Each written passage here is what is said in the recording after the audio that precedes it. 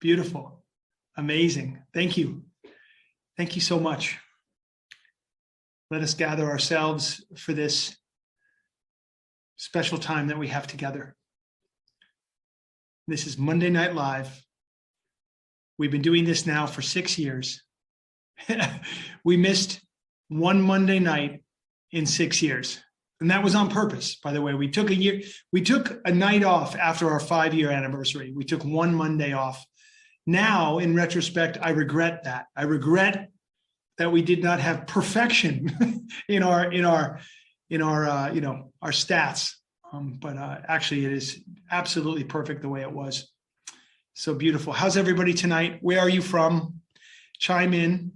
Where's everybody coming from today? We've got Savannah in the house, Los Angeles, Michigan, Virgin Islands, Dallas, Australia, Ohio. Incredible. Wow.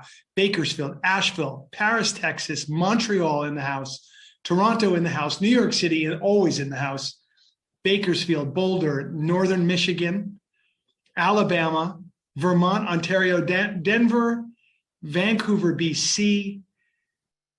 We've got, oh my God, Pennsylvania, Minneapolis.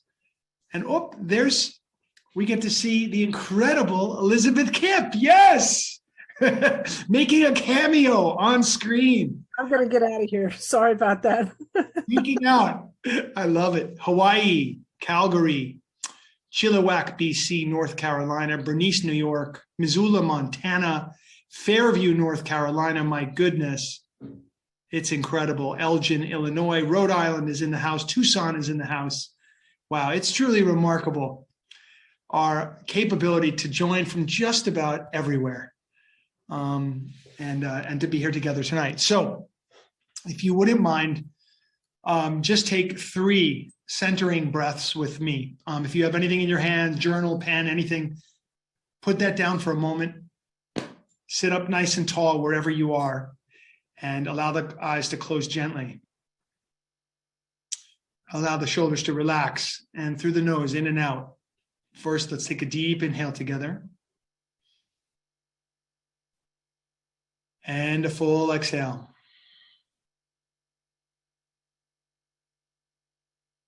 Deep inhale.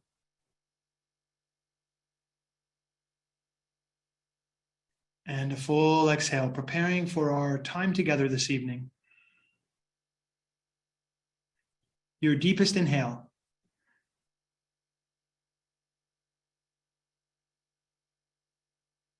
And your fullest exhale. And gently come with the eyes open. Okay, beautiful. This presentation and discussion has to do with a realization that I came to somewhere in the, second decade of my recovery from addiction. Third decade, second decade, I'm not sure. I started to do a study of the Yoga Sutras of Patanjali. Now, the Yoga Sutras of Patanjali were compiled and written somewhere around 2,300 years ago. So 2,300 years ago, these Yoga Sutras were put together. There were 196 Yoga Sutras in this compilation. And these sutras described the path of yoga. So you would begin here, sort of a little bit of a description about where we are, right? And it would describe the experience of going through certain steps and how you would go through certain steps. And it would describe this progression through the path. Through practicing yoga and experiencing yoga, we would arrive at the state of yoga, the state of yoga. And that was described. And the state of yoga could be described as a place where everything connects, where the understanding of the connectedness, the oneness of all things is experienced. It's an embodied experience. A realization is had. That in this place of yoga, the suffering of existence would go away. One would see clearly the truth of who and what we actually are, of our purpose, and one would see from this state of yoga, one would have a transparent mind, absolutely clear mind, to be able to see clearly, to be able to see the truth. And so for thousands of years before that, and these 2,300 years since then, people have been pursuing this thing called yoga, the path of yoga. In our Western world, particularly over the last 100 years or so, we have developed a conception of yoga that is extremely physical, or at least it focuses on the physical practice of yoga. And interestingly, the Yoga Sutras of Patanjali, the 196 Yoga Sutras, of all of those, only 3 of those Yoga Sutras speak about the physical practice of yoga. And the other 193 are about everything else. So that's interesting that when we really look at yoga, and these sutras are considered to be the Bible of classical yoga, like one of the seminal texts that describe and explain what yoga is and why you'd want to pursue it and how it's important. What's relevant here tonight for us is that as I studied these sutras and really got into the practice of yoga, both physically, intellectually, energetically, mentally, and spiritually, I would start to see these uncanny similarities with the path of modern day recovery, in particular through the 12 steps. That there was this process that, like yoga, would take us from the dark into the light, would take us from confusion to clarity, would take us from the prison of addiction into the freedom of recovery. That here was a path in the 12 steps, which really were presented to the world in 1939. And ever since then, here was a path that, in my estimation, in so many ways, was yoga. As yoga was being described by Patanjali 2,300 years ago, here was a path of recovery exposed maybe 80, 85 years ago. And the similarities were unbelievable. So much so that it started to present clues to how we could be more successful in our lives as people on a path of recovery. Yes, successful in terms of overcoming addiction, but that was just the beginning. Successful in every area of our lives, more abundant, more healthy, showing up more empowered in the world, having more fruitful, more beautiful, more joyful, and more loving relationships, having this expanded sense of intuition, being more creative, being more on purpose and on point. That these incredible attributes and the miracle of existence and the miracle of being alive could be attained through this yogic path. And to bring together these two paths into one path, which we'll call Recovery 2.0 for now, would truly lead us down a path of discovery, a never-ending path of discovery that could lead to all of these things being realized in somebody's life. So I thought it would be relevant and important and helpful for us to have a discussion and to look at what I'm now calling the Recovery Sutras. The Recovery Sutras. And this will be the title of an upcoming book where I'm writing about this in great, great detail. And I'm excited to present that when it's done. So let's begin at the beginning. First of all, before I go on, are you guys with me so far? Is this making sense and you understand why we're here tonight together? This is yes? Okay. Very good. Thank you. Thank you so much. Okay, so on we go. The Yoga Sutras of Patanjali, written 2,300 years ago, begin with It's all written, of course, in Sanskrit, in the Sanskrit language. I'll give you the Sanskrit, and then we'll go over the English. So the Sanskrit is Atta Yoga Nushasanam. Atta Yoga Nushasanam.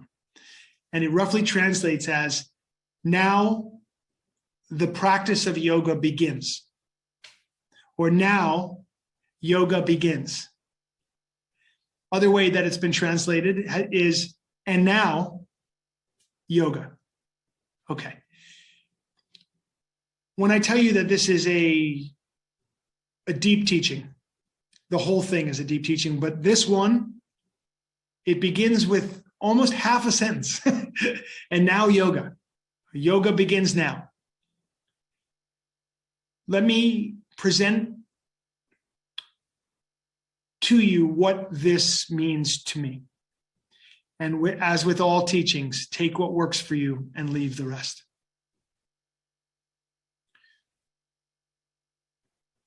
Patanjali is saying to us, you've gone out into the world to solve the riddle of your life. You have looked to people, places, and things. You have investigated the external world. Food, relationships, adventure, experiences, drama, drugs and alcohol.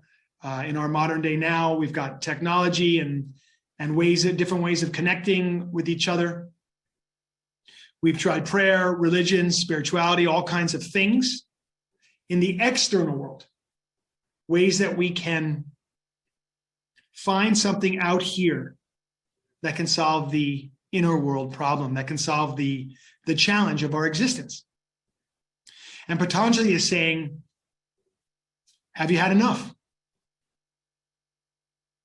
Are you quite done now?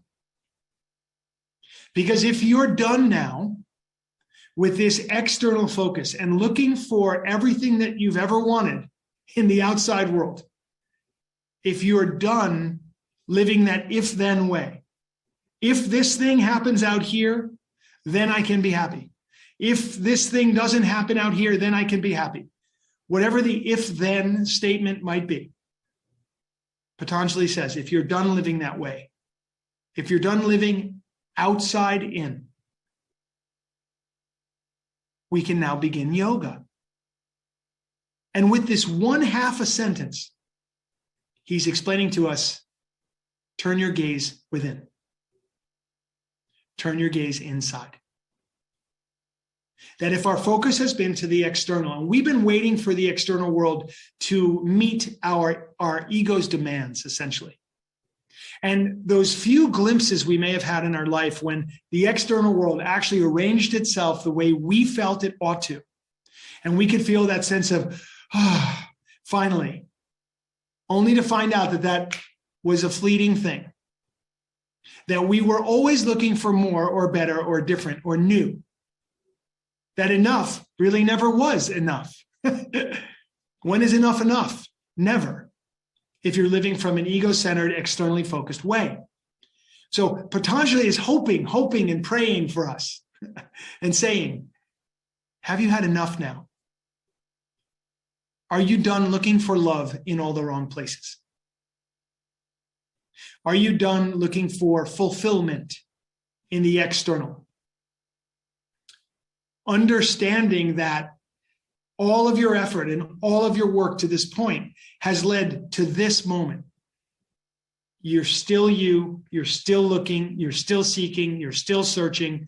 Some of us are in pain, some of us are confused, many of us are experiencing mental health issues, many of us are experiencing addictive issues, many of us are still stuck on the wheel of karma in this human existence trying to figure this stuff out. And we've been trying to figure it out externally. Patanjali says, if you've had enough, and now we can begin yoga. So this is that same place in recovery that we come to where it speaks about it in the big book of Alcoholics Anonymous. It says, we stood at the precipice. We stood at the precipice. And we felt we could no longer live the way we had been living. But we did not yet know how else we could live. We only know that the way we had been living didn't work. And it led us to this place of, let's say it's in abject addiction, we would call this place a bottom. The moment when we were willing to tell the truth. That sacred space where we could admit, I don't know how to do this. I don't know what to do. I only know that what I've been doing hasn't worked. And so here we are. We're at that moment where we're ready to ask for help. We're ready to try something different. We're open to a new teaching, a new possibility. And Patanjali very wisely understood this was the human condition. This is why I don't look at addiction as just this thing that a small subset of society is experiencing. At this point in the world, 2023, when I'm speaking to you, I don't know that there's anybody left who has avoided addiction in their life. In our mind, we are addicted, if nothing else, to the belief system we currently have, to the way we see things. We're definitely addicted to the idea that this body is what we are and all we are. And we're probably potentially addicted to one of the big six: drugs, alcohol, food, people, money, or technology. Or we are struggling with the four aggravations: negative thinking, self-doubt, procrastination, and resentment. We're in it. We're in it. Everybody's in this. And so Patanjali is saying, this is the human condition. And you'll look in the external world until you're done looking. And just like in recovery, you'll turn to your addictive behavior until you've had enough and you feel like it's not working, where you're literally, you have no choice but to change. You're sick of it. And so what a brilliant place to start the path of yoga. Just the same way, it's a brilliant and perhaps the only place to start the path of recovery, which to me are precisely the same thing. Patanjali goes on now to describe what yoga actually is. So if in the first Yoga Sutra, we're going to hear, and now we can begin yoga, in the second Yoga Sutra, of course, we want to understand, what is that? What are we getting ourselves into exactly? If we've been struggling out in the world, sort of externally focused, and now we're going to turn our gaze inward, what does that mean? And what would a success be? What does it mean when we've attained the state of yoga? So in the second sutra, Patanjali says, Yogas Chitta Vritti Nirodha. Yogas Chitta Vritti Nirodha. Roughly translates in English as yoga is the calming of the fluctuations of the mind. Yoga is the calming of the fluctuations of the mind. Here is the definition of yoga. Interesting, once again, to note that there's no mention here of the physical aspect of yoga. Patanjali didn't tell us when you can do a perfect handstand, when you can breathe a certain way, when you can attain a certain physical posture, when you've been able to practice yoga like you're in a circus or Cirque du Soleil, then you can be in the state of yoga. No. Patanjali simply told us, yoga is the calming of the fluctuations of the mind. When the mind's fluctuations have settled, we will experience the state of yoga. We will be in the state of yoga. What does that mean? Well, it means right up front, we're going to have to engage in some form of process that is going to calm the mind, that is going to affect the way that we're thinking, that is going to create this level of transparency in the mind so that we can see clearly, so that we can attain the state of yoga. Now, if we do this, what does this mean? What will happen if we're able to attain the state of yoga, if we're able to calm the fluctuations of the mind? Patanjali tells us in the third sutra, when we attain the state of yoga, we will rest in our true nature. And the way that the English is stated, we will, the seer, which is us, the seer, the one who is seeing, that's us. We're seeing, we're witnessing, we're experiencing this life. The seer will rest in his or her own true nature, or true nature. Okay, what does this mean? What is our true nature? It is described to us as being that divinity within, pure illumination, pure consciousness itself. This is our true nature. Now, I love the words and the writing of Pandit Rajmani Tigunayat. Pandit Rajmani Tigunayat, who heads the Himalayan Institute. He writes, he says, it is the single greatest achievement to realize one's true nature, one's essence, to realize the divinity within us. And it is the greatest tragedy to die before we've realized it. Now, I personally am deeply inspired by that statement. I'm so inspired by that statement, especially the part about how it's the single greatest achievement to realize the divine nature within me, that I've devoted my life to it. That I believe that's the thing that's going to create inner peace, that is also going to translate into outer peace. And to emphasize and to underline this idea, we've heard this teaching in other traditions, such as the teachings of Jesus, where Jesus said, "Behold, the kingdom of heaven is within," or "as within, so without. As below, so above."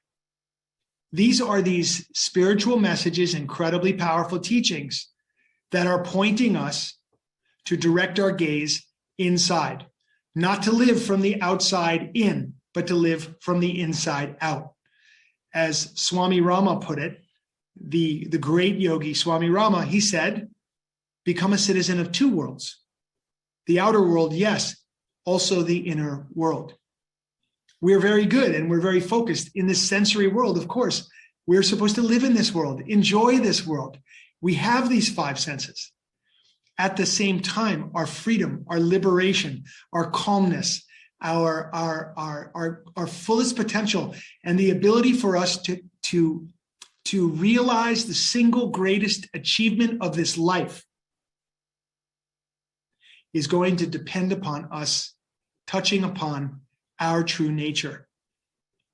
So right up front here, Patanjali in these first three sutras is telling us so much.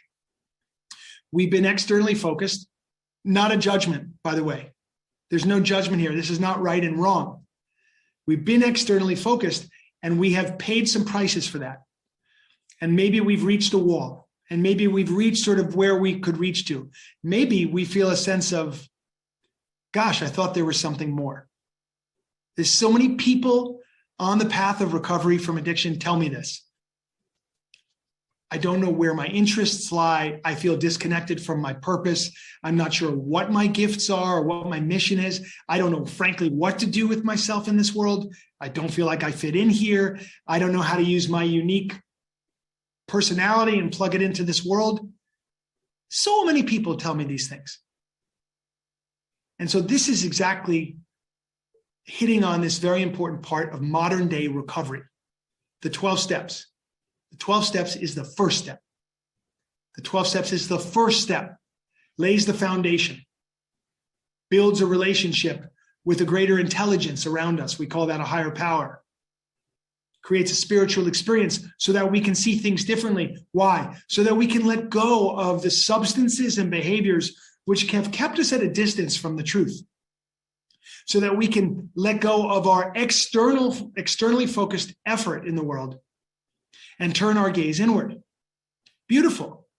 And then we do that work, and guess what happens? For people who earnestly do it, they're typically set free from their cravings, as I was a very, very long time ago. Free from drugs, free from alcohol. It's a miracle unto itself because I was so transfixed by drugs and alcohol and all the other addictions for so very long.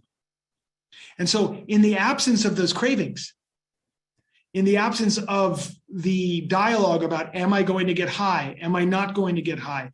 Am I going to get drugs? Okay, I'll get drugs. Getting high. Now I'm coming down. Now I have to pay the price for that. Now I'm going to do this again. When all of that is said and done, and you no longer are craving drugs and alcohol or other addictive behaviors, naturally, you're going to ask yourself, what now? How do I tap into my creativity, my spontaneity? How do I conduct myself in relationships? Because let's face it, relationships were an issue for every one of us before the drugs and alcohol came into the picture. How do we manage the energy of this body and the energy of our personalities and who we are? How do we connect in certain social circumstances? How do we connect with our family in a more meaningful way? What's the work we're to do in the world? How do we have health in this body? How do we relieve this body of its pain? Especially if you're in chronic pain, you know what I'm talking about. This will be a question in your head. But the big question for most of us, once we have no craving for drugs and alcohol any longer, is, what do I want to do with this life, this unbelievable opportunity? How can I live life? And that is what the path of yoga is all about. So Patanjali tells us, turn the gaze inward. If you've had enough of looking outward and you're ready to do some of the work here, we've got something for you, and it's called yoga. What that is the calming of the fluctuations of the mind. And when you do it, the goal will be, the thing you're going to experience is you're going to rest in your true nature. Now get this, in the fourth sutra, Patanjali tells us what's going to happen if you don't do the work, if you don't turn your gaze inward, if you don't assume, experience and embody the state of yoga. What will happen? It's simple. If you don't reach the goal of yoga at any given point, the seer will mistake the things that they're seeing as reality. That will be the truth. And the way that can be put into English, translated, is we become attached to what we see, as if what we see is our identity. So we'll miss our true identity. We'll miss our divine nature. And we will confuse our divine nature with all of these things that we're experiencing, and we're right back at step one yet again. Again, this is not a moral issue, like you're a good person or not a good person if you attain this state of yoga or not. The question is, what are you drawn to experience in this life? And Patanjali says, if you would like to experience what is true and to live in the absolute unimaginable bliss of understanding your true nature, to achieve the greatest achievement that we can achieve, then this is the opportunity for you to do it. It's called yoga. There's physical aspects to it. There are energetic aspects to it. There are very intellectual aspects to it. And there are devotional aspects to it. all of this. Yoga is a very, very comprehensive path that lasts exactly every present moment in the eternal now. That's how long does the path of yoga last? Yes, exactly. How long though? How long? Yes. It's just now. It's only now. And if we don't do it, then we'll become confused that what we're seeing is our identity. So I am this body, I am my relationships, I am, all this external stuff that's going on. I'm going to become very confused. And I'm going to be in this action-reaction mode through life. What does that look like? You already know the answer to this question. All you have to do is to reflect exactly on your life. One of the beautiful things I love so much about both the 12-step path, which is yoga, and we'll talk about why that's yoga in a minute, but also the yogic path, is that these paths both ask you to reflect upon your own experience. There's no belief system in yoga. I want you to consider that for a minute. Think about it. When I say there's no belief system in yoga, it means no one's trying to get you to believe anything. It's purely an experiential path. You will know something because you've experienced it, and until you've experienced it, you won't know it. You can believe it, and that's fine. That's a belief system, but that's not what we're asking you to do here. What's being asked of you on the path of yoga is to slow down, sit down, calm down, cool down, and start to pay attention to your thoughts, to your breath, to your body, to your relationships, all of your relationships, including the one with the planet and the food you eat and the people you encounter. All yoga is saying is, let's get to the heart of the matter. And the heart of the matter is you, your true nature. Let's go there. That's all it's saying. And I love that because there's spaciousness to that, and everybody's being given an opportunity to experience for themselves. Now, in order to have these experiences, we're going to have to start to look at story. The stories that we tell ourselves.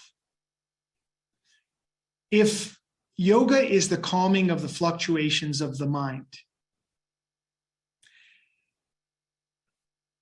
it's basically asking us to look at what is in our mind, to look at our thinking and how we relate to our thinking, to look at our actions and our reactions to our thinking, to examine the belief systems that we hold, and to examine our conditioning. For example, we're speaking about this idea that we have a divine nature, which is consciousness itself. And our effort is to connect with that divine nature. But something's in the way. One of the things that's in the way is our confusion that we are this body. Now, one way to look at this is to say that anything that changes is not ultimately true. That which does not change is truth. It's just true. And so we're seeking to connect with that thing that does not change. The changeless, timeless, never born, never died aspect of ourself, the eternal aspect of our divine nature. And to connect with that. And to connect with that being our connection with all that is, that being our connection with God. And so to look at this body, I'm in a 56-year-old body. 40 years ago, I was 16 years old. I can tell you that time is a strange thing, and that it feels like a very, very, very, very short time ago that I was 16. And yet I can also reflect to you that so many things have happened in my life and through time as in this experience of Tommy Rosen. But 40 years ago, the experience of me being 16-year-old Tommy Rosen, that feels very close to me right now, or any age that I've ever spent, very close to me right now. And that sort of holds a little bit of the clue to this misunderstanding about time. But this body has changed here through time. This body cannot ultimately be true. It is a vehicle. It is carrying my soul. It is carrying this divine nature to have this experience in this life as Tommy Rosen. And the realization of this is where the bliss is where the beauty is. It's where the yoga is. But in order for me or you or anyone to realize this, we're going to have to get past our beliefs, past our misunderstandings and our confusion. So this is why I say that yoga is a subtractive process. If in our divine nature we are divine, if in our true nature we're divine and true, and that's what is core to us, then what we're seeing, if it's confusing, are layers of misunderstanding that have been put upon a pure center. So we have to remove these layers of misunderstanding to be able to experience our true nature. We have to remove our misunderstandings, our confusion, our conditioning, the things that we've been told, the things that we've told ourselves. And as we stay in addictive behavior or addictive patterns of belief or addictive thought patterns, or if we remain in our conditioning under the influence of our subconscious mind, under the influence of those subconscious patterns, under the influence of our conditioning and our programming from the external world, we cannot calm the fluctuations of the mind. We'll remain in stories, we'll remain in action and reaction. And these stories will not be true. There'll be stories like, I don't belong here. I have no value. Nobody loves me. Nobody could love me. I'm not capable of love, and I'm not capable of loving either. All of these stories about what we are and what we're not, who we are and who we're not, all these identities will get in the way of what we actually are. And yet, we all have to live in this world also. So, in this state of yoga, Tommy Rosen will be fully aware that Tommy Rosen is playing the role of Tommy Rosen. That there is a deeper truth going on. So becoming aware of oneself, becoming aware of one's mind, one's actions, one's reactions, and being able to find one's true center and starting to develop the capacity for stillness and quiet, a meditative mind, to see things clearly and to operate in the external world with greater skill and ease, greater joy and bliss, greater health and wellness, and to contribute in the perfect ways that only you could. These are the goals of yoga, and they're also the goals, of course, of recovery. If we look at recovery in a comprehensive sense, not just as abstinence from an addictive behavior.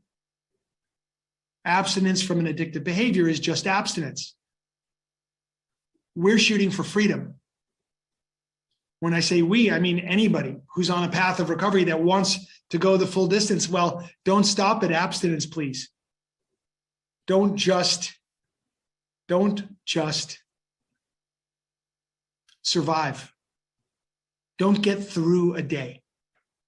If you were in front of me right now, like we were in a room together, I would say, raise your hand if you feel like a lot of the time you're just getting through the day, or you just got to get past something. The miracle of life, the miracle is now. It's never not been here. The miracle of consciousness itself, the miracle of life itself. We're so stuck in our conditioning that we still believe, if I win the lottery, if I have this right girl, this right guy, this right they, if I have the right career, the right job, the right money, the right, forever and ever and ever and ever, we still are thinking this way. And that thinking leads us into action and reaction, fear, stress, anxiety, and keeps us on the wheel. Now, it's not that we shouldn't pursue a loving relationship. It's not that we shouldn't pursue a wonderful career. Of course, we want to pursue those things from a heart-based, rooted, centered place.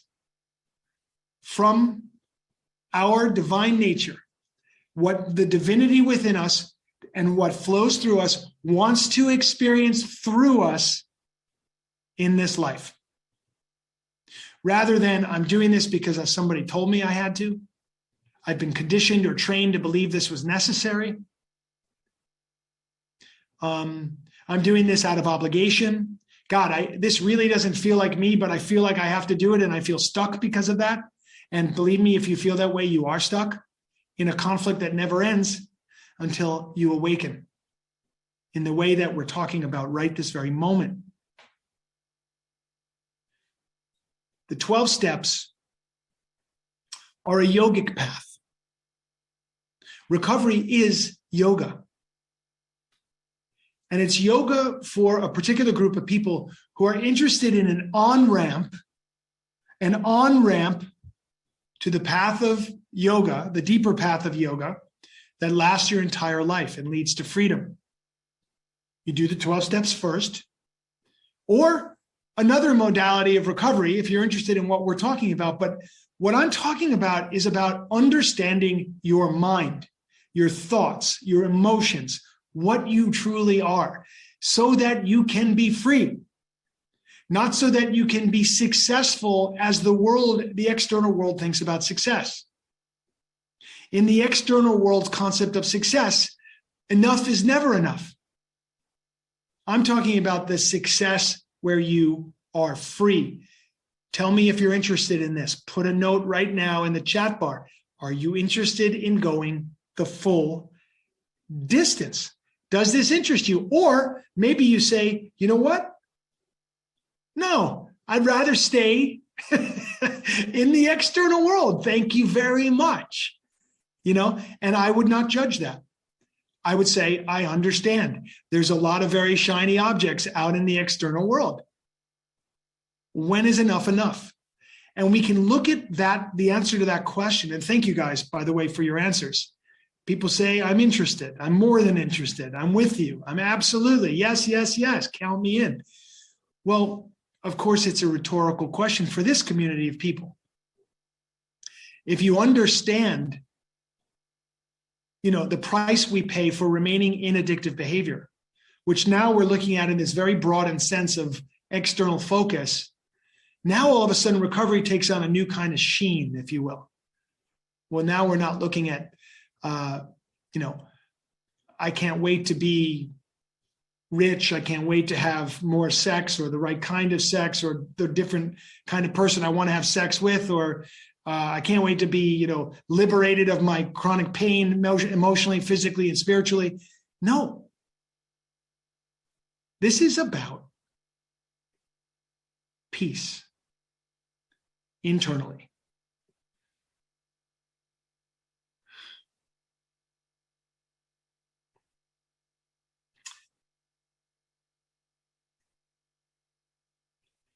We can't drug away our problem. We can't drink it away. We can't sex it away. We can't money it away. We can't technology it away. We can't go into AI or VR and have it go away. We can't go to the planet Mars and solve our problem. There's war in the world because there's war within us. And when the war within us stops, war in the world will stop too. This is the program. This is the process. This is the practice. And this is the experience of yoga. It was laid out 2,300 years ago in this particular text, the Yoga Sutras of Patanjali. And it has been laid out before that and after that countless times by countless masters. It's demonstrated to us all of the time.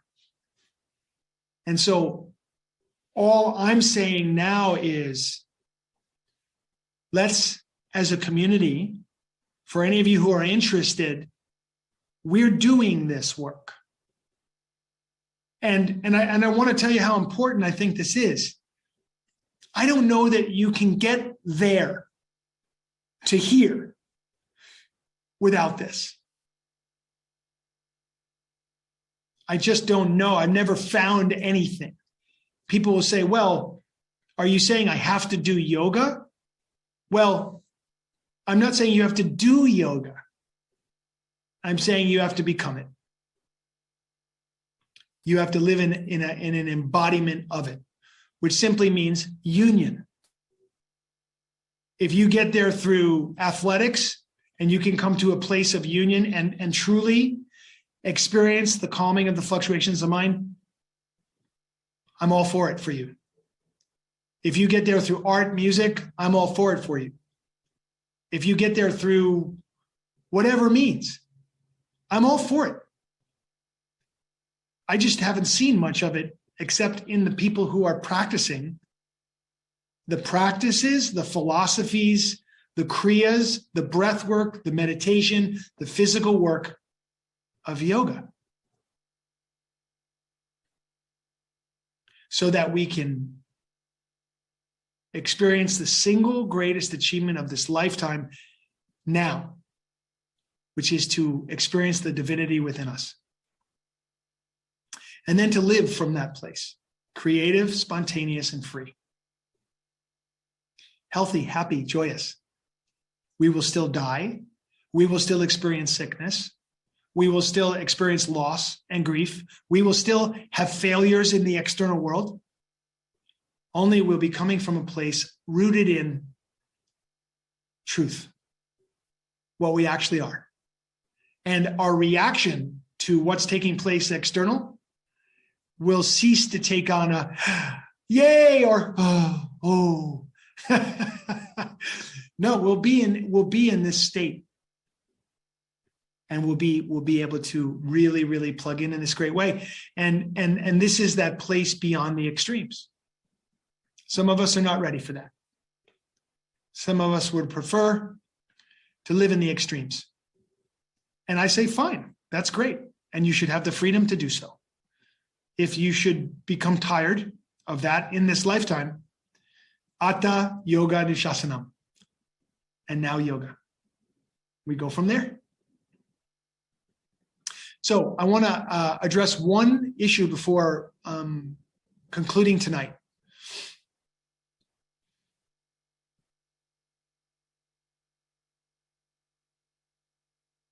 It takes steadiness and consistency, but you have to begin somewhere. You have to begin somewhere.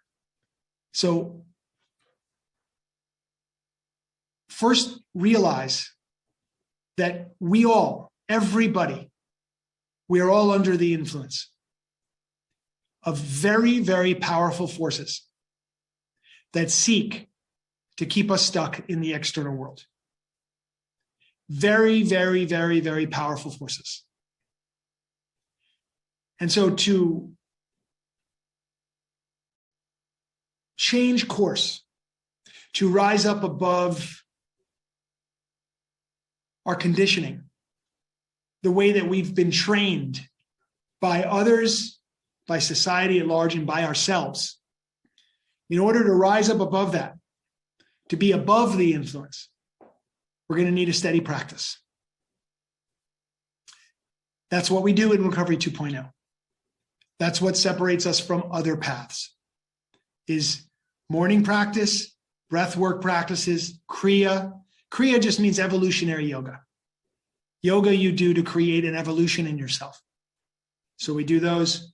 Meditation, community, intellectual. We get together in our community Thursdays, and we get together Monday nights like we are now, and we start to contemplate our lives and reflect upon our lives so that we can break out of the unbelievable force field that we're in the middle of, called society, under the influence of marketing and advertising and very powerful corporate forces, under the influence of the pharmaceutical injury. I could call it an industry, but I prefer to call it an injury. Being under the influence of the insurance injury and other corporations that don't necessarily have our health and wellness and our best interests in mind. So in order to do this, we need each other, a community of support. We need practices, principles, and we need to realize what we're up against. Also, we want to realize what the goal is. Finally, I'll finish tonight with this quote. One of the great yogis, one of the most incredible, most renowned yogis of all time, Sri Ramakrishna. Sri Ramakrishna said, pursue illumination, meaning connecting with the divinity within yourself. Pursue illumination like a person whose hair is on fire would pursue a pond. I want that to inspire you. I want this to inspire you. I want you to understand that I don't think this is a give or take proposition. From where I'm sitting, my highest recommendation, after 32 years of doing this, my highest recommendation is embrace the path of yoga in whatever way it speaks to you, and begin or continue down this road of realization on a daily basis. And I believe it makes the difference between survival and thriving. I believe it makes the difference between a mediocre life and an extraordinary life. And everybody in this community is interested in the extraordinary. I don't have to ask you. I know you are. You're interested in the extraordinary. And these lessons that came from 2,300 years ago, they may as well have been written this morning. They could be written 2,300 years from now. Nowhere in the Yoga Sutras of Patanjali is it talk about heavily medicating yourself through life. No, it talks about setting yourself free. And there's a way to do it, and it's called yoga. And it presents the possibility of a life beyond addiction altogether. One day at a time, one moment at a time, one breath at a time. So for those of you who are not yet members of Recovery 2.0, here's 2 reasons to join. It's good for you, and it's good for everybody else who's in the community. You help you, and you help us. So come and join. It's an unbelievable value proposition compared to what we're asking. So come and join. r20.com/welcome. r20.com/welcome. Maybe somebody can put that in the chat bar here. r20.com/welcome. Come and join us and be on the path of discovery with us. Be in our community with us and be in these practices with us. And let's continue our work of yoga, calming the fluctuations of the mind, seeing the illusion for what it is, engaging in more meaningful and more complete, more wholesome ways in the world, and realizing this life, not at the end of your life, but now, seeking fulfillment and finding it in the here and the now, right now, here, today, tonight. Boom! Don't wait. So I love you, every one of you. And no, I don't need to have met you to love you. You know why? because I'm just in love. And you're going to receive some of that. And, we're just so blessed. There's only one miracle that's ever taken place, and it has never stopped. Make the decision now. Join the miracle of life. Do it today. Whatever that looks like for you. In your mind, get here, get now, get here, get now, get here, get now. Okay? All right. Enough for tonight. Let's sit up nice and tall. Bring the palms together at the heart center. Allow our eyes to close and envision ourselves together in a circle. All of us together right here, heart to heart, face to face. And let's recite the Recovery 2.0 prayer. Inhale to begin. Universe, put us in the places you want us to be, with the people you want us to be with, doing the things you want us to do. Thank you for the joys and challenges of our lives. Amen. Sat Nam and Namaste. All right, you amazing people. Go out and have a wonderful evening if it's night for you, morning for those of you who might be in another part of the world. Enjoy this day. And there's a way, there's a path, there's instructions, there's guides, and there's a community. We have absolutely everything we need to realize our true divinity within ourselves. Let's go for that and nothing short of it. Okay. Love you so much. Sat Nam. I look forward to seeing you guys soon. Blessings.